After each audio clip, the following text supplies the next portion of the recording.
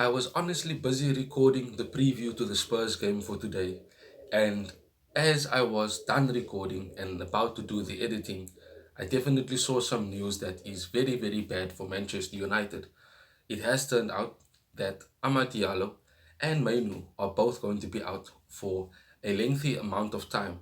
Ahmad more potentially for the rest of the season with a cruciate ligament injury that he suffered in training, and Mainu could be out for potentially 4 weeks.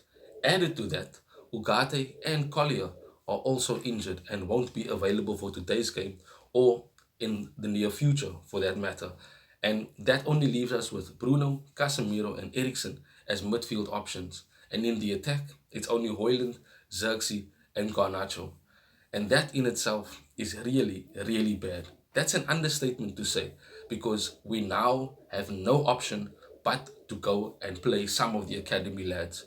And that being said, it has been reported that Amorim will be taking Sekou Kone, a defensive midfielder from the under 18s and the under 21s, to the Spurs game today.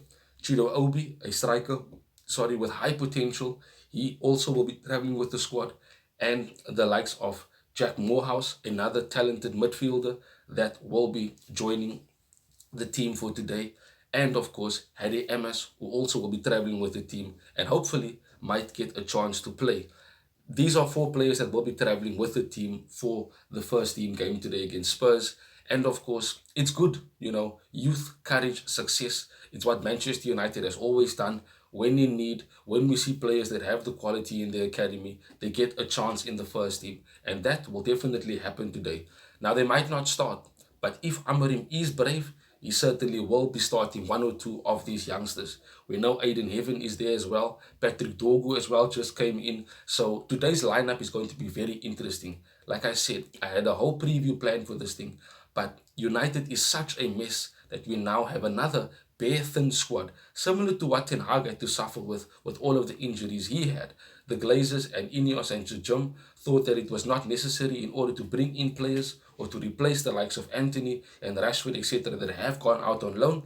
They haven't done so. And now we have to dip into the pool of our high prospected young players. And for their sake, I do hope that they have good performances. And even if they don't, I really hope that our fan base does not bash them or destroy their confidence because they are really, really young. 17, 18, these are players that are probably going to be making their debuts today and they must have no pressure.